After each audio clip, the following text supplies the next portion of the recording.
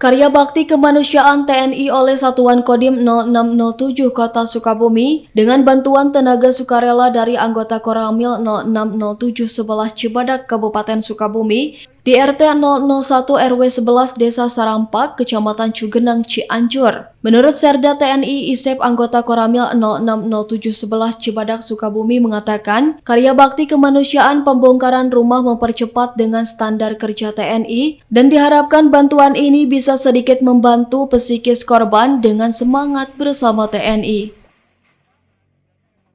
Perasaan yang saya rasakan terharu iya, jadi semuanya berkesan lah.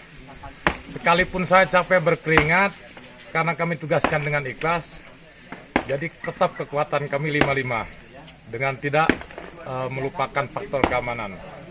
Karena salah satu rekan kita udah ada yang jadi korban. Jadi kita kerja maksimal untuk membantu masyarakat biar masyarakat pulih psikologinya ataupun psikisnya kan gitu. Jadi dengan adanya TNI ini kita setidaknya sedikitnya membantu perasaan sedihnya, dukanya dengan adanya bapak-bapak yang ditugaskan oleh pimpinan kita khususnya untuk membantu pembongkaran rumah yang kena dampak daripada gempa itu tadi. Dari Kabupaten Cianjur, Muhammad Ujang Hariaman melaporkan.